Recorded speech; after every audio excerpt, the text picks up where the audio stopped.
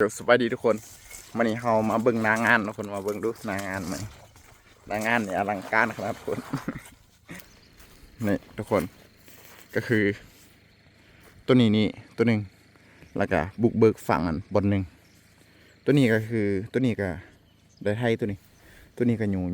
ยู่ป้าผมทุกคนอยู่ป้าผมไทยผมตัวนี้ก็ไทยมันนี่คือค้างนี่ธรรมดาทุกคนค้างนี่ยังบสั่นบันไดแต่ว่าค้างนี่พี่ทุกคนค้างนี่เขาจะมาหาเบิ้งค้างนี่ถือว่าปอสุดยอดเลยค้างนี้สั้นแห้งค้างนี้มาเห็นบอกเบิ้งค้างนี่ดูเห็นบอกค้างนี่บ่ธรรมดาเลยทุกคนค้างนี่สั้นแห้งเบิ้งแต่กังงาอยู่ลุ่มนะเห็นบอกป๊าดเ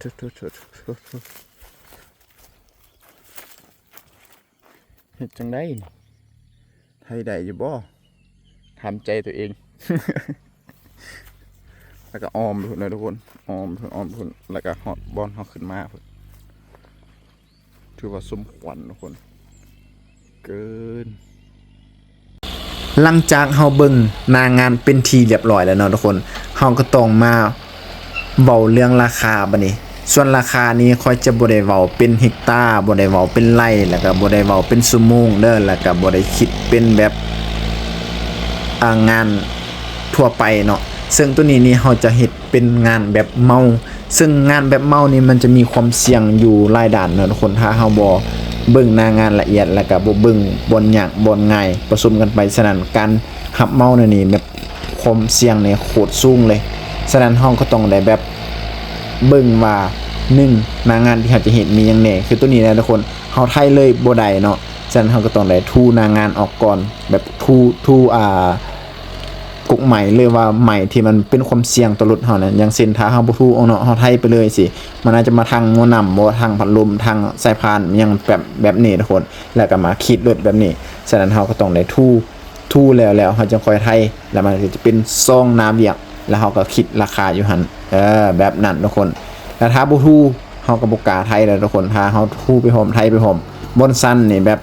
ถ้าบนเพียงนี่โอเคทุกคนเห็นได้ไทยไปพร้อมทูไปพร้อมแต่ถ้าบนสั้นนี่คือแบบเฮาไทยแล้วมันมักห้ามนะฉะนั้นเฮาก็ต้องได้แบบทูให้เพิ่นก่อนนี่เห็นบ่ตากล้องเฮาก็ใส่เจ้าของให้ได้เนาะทุกคนมื้อนี้เฮ็ดเป็นตากล้องซึ่งข่อยนี่จะขับคัน98เนาะทุกคนแล้วก็ให้โชเฟอร์รถขับคัน95นี่เฮาก็แบ่งกันทูทุกคนทูแล้วเฮาจึงค่อยกลับมาไทยเดี๋ยวเฮามาเบิ่งกันว่าหน้างานมันจะเป็นแบบใดและงานตัวนี้นี่จะเหมาะสมกับราคาที่ค่อยห้องไปบ่ซึ่งราคาที่ค่อยห้องไปก็คือ17ล้านกีบทุกคนแบบนี้แหละและทุกคนว่างานตัวนี้เหมาะสมเท่าใดและก็ราคาตัวนี้ค่อยจะได้เลยบ่หรือว่าลูกค้าจะต่อรองมาเหลือเท่าใดทุกคนลองขายกันเบิ่งนี่ทุกคนเห็นบ่ต่อเป็ดเฮาก็มานี่เฮาก็อยู่ไปเลยทุกคนอยู่แบบนี้ก็คืออยู่ธรรมดาแบบคล้ายๆกับแบบทูไปเวลาเฮาไทยบ่เฮามันปานไทยแล้วก็ซองมาก็คือแบบให้มันธรรมดาไปนะถ้าเฮาทูลึกเกินไปสิเนาะแบบความงามหรือว่าดินงามมันจะออกไปหมดเลยเห็นบ่สังเกตบ่เวลาเขาทูเขาจะบ่ได้ทูลึกปานใดบางใหม่ก็สีนี่เห็นบ่ถ้าเฮาข้ามไปมันเป็นความเสี่ยงตลอดเฮาก็ถอยมาอยู่ไปได้นึงมันจะเป็นแบบนั้นทุกคนซึ่งตัวนี้นี่บนเพียงเฮากับแบบถอยอยู่มันจะเป็นแบบซ่องหลบมาได้ทุกคนเพราะว่าถ้าเฮาไทยเลยมันก็ได้เนาะแต่ว่าแบบมันก็เสี่ยงนั่นแหละเจ้าของให้เพิ่นก็ว่าอยู่ก่อนว่าซั่นบ่เฮาไทยเลยเนาะเพิ่นก็แบบเพิ่นจะปลูกมันตุ่นเด้เนาะคนหรือว่าฝั่งไทยเพิ่นมันสับปะหลังนั่นเองนี่เฮาก็ทูจำลองได้แท้ได้เนาะทูจำลองแล้วก็ทูไปแล้วเฮาจะค่อยไทยซึ่งงานนี้มันจะบ่สั้นปานใดเนาะสำหรับงานตัวนี้และอีกฝากหนึ่งทุกคนมันจะเป็นคลิปต่อไปได้ที่เขาจะลงอีกฝากหนึ่งที่ว่าคมสั้นเนี่ยบ่ธรรมดาได้สั้นลายแล้วก็บางคนก็ถามค่อยเข้ามาว่าเฮาเมาแบบนี้นี่มีขัดทุนบ่มีทุกคนเฮาเมาแบบนี้มีขัดทุนทุกคนบางเทื่อมันมีขัดทุนเลยคล้ายๆกับแบบว่าเวลารถเป็นยังบ่สิรถค่าบ่หรือว่าแบบรถโกดบ่สิงานบุกเบิกนั่นนี่เนาะทุกคนย่างรถนี่ก็อันดับ1และค คาลุยเฮียนเนาะซองมาก็คือลูกปืนบัวพานเนาะเอาเลี้ยงอยู่ได้ทุกคนแล้วก็งานตัวนี้เขาต้องบอกก่อนว่าเบอร์ไทยคนแตก2ใบทุกคนเกา5แตกใบ1แล้วก็เกา8แตกใบ1ย้อนก็คือแบบมันโตนะทุกคนโตแบบฟังเนาะเวลาเราไทยลงไปเฮาก็บอกกะว่ามันจะเป็นโตเวลาเกาะโตซึ่งเกา8นี่ก็คือแบบโอ้แบบแฮงเกินโตน่ะเขาต้องยอมรับเลยแฮงเกินตัวเวลากะตั้มโตนี่แบบมันบ่หยุดนะแบบมันแบบคล้ายๆกับแบบมันคุมไปเนี่ยเนาะทุกคนเข้าใจบ่แบบแล้วตั้มจิกสิคือเกา5นำเกา5นี่คือถ้าตั้มน่ะตีมันจะหันจิ๊ดๆซื่อๆแต่เกา8นี่คือตั้มจึ๊กคือแบบมันสิไปเลยแบบนี้เกา8มันจะเป็นแบบนี้มันแฮงเนาะนี่เขาก็เบิกไปเบิกบอลเพียงเรียบร้อยแล้วบัดนี้เขาก็จะมาเบิกบอลค่อนข้างสั้นนิดนึงแต่ครั้งนี้มันจะบ่สั้นปานใดนะทุกคนเพิ่นเป็นหน้าเพิ่นลงไปแต่ค้างไปฝากข้างนั้นก็คือว่าสั้นแฮงเลยทุกคนเดี๋ยวคลิปต่อไปเขาจะมาให้เบิ่งซึ่งตัวนี้เขาก็จะเบ่งหน้างานกันแบบนี้เฮาบ่ร้อนที่จะทูหน้างานแบบยาวเนาะฉะนั้นเฮาก็ต้องให้เกาหาทูถึงมาปะไว้กลางซึ่งเฮานี่จะทูกลางไปปะไว้ตีนแบบนี้ทุกคนนี่เห็นบ่เกาหาเฮาก็ทูอยู่ถึงพุ่นได้เพิ่นทูให้เฮามาปะไว้กลางนี่ส่วนเฮาก็ทูกลางไปปะไว้ตีนแบบนี้แล้วก็เฮาก็หยู่ก็คือแบบหยู่เฉพาะตัวที่มันจำเป็นเนาะถ้าเฮาไปหยู่หมดสิมันก็เสียเวลาเห็นบ่ค่อยจะหยู่แต่คุมที่แบบมันจำเป็นที่ต้องหยู่ออกเท่าหันนี่เฮาก็แต่งตีนดีๆแต่งทางแต่งบนหับขึ้นดีๆหยู่ไปได้น้อยนึงแล้วเฮาก็จังมาไทยเนาะทุกคนแบบนี้แหละเฮาก็หยู่มาปุ๊จำหัวอีหลีทุกคนหน้านี่ก็คือจำข้างหน้าเลย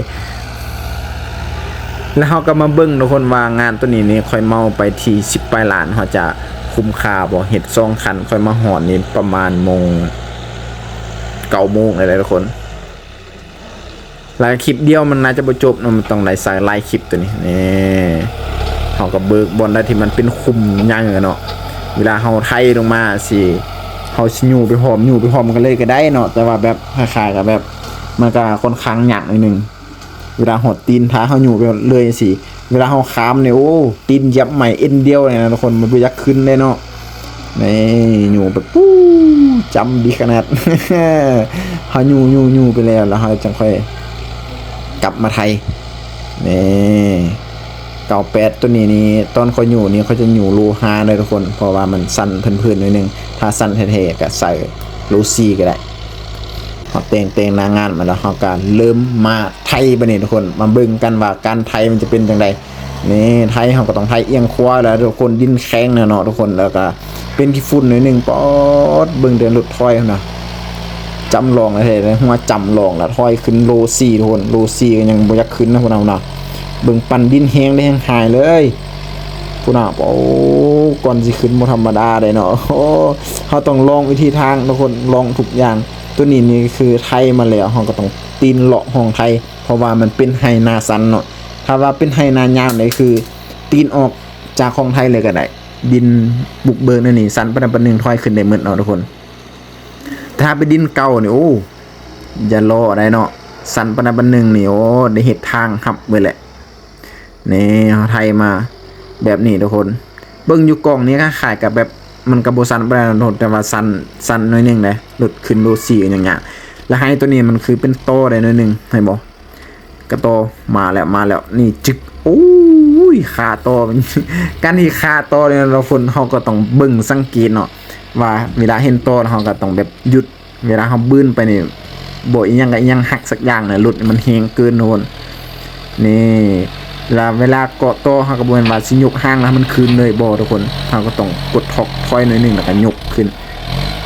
นี่มาไทยลึกได้ทุกคนเพิ่นว่าไทยลึกๆซั่นนี่มานี่เกาะโตอีกแล้วโอ้นี่มาทุกคนไปไทยเริ่มดุ่งแล้วโอ้ยมาหอดนี่ก็ไทยมานี่ถอยขึ้นมันยากบ่ซั่นเฮาก็ฟาดเอาหน้าขึ้นเลยทุกคนบ่ว่ากันแล้วเนาะปุดกำเหลียวแล้วปุดกำเหลียวก็เหยียบหน้าขึ้นเลยนี่ปิ่นขึ้นเลย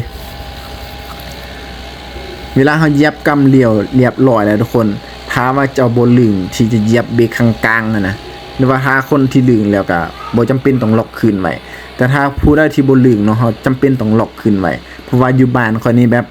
มีแล้วทุกคนที่รถเขาเจ้า ง่ายเวลา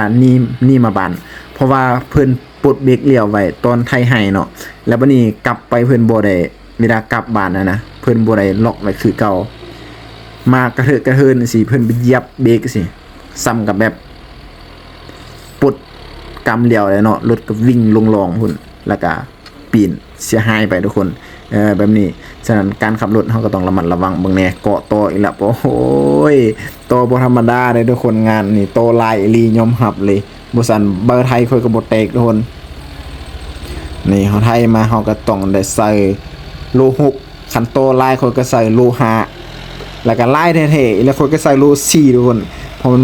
บ่ได้ใต้โตเลยเนาะที่หลายคนถามเขาว่าไฮโลยังขึ้นโลยังมันเป็นแบบไปบ่ได้ทุกคนเฮาก็ต้องเบิ่งสถานการณ์ตัวจริงทุกคนมาฮอดนี้ก็สบายแล้วแหละทุกคนบัดนี้มันมีบวมหับอยู่ดุมเลยเนาะเมื่อกี้นี่มันมีแต่รองเลยเนาะเวลาลงรองก็โอ้ย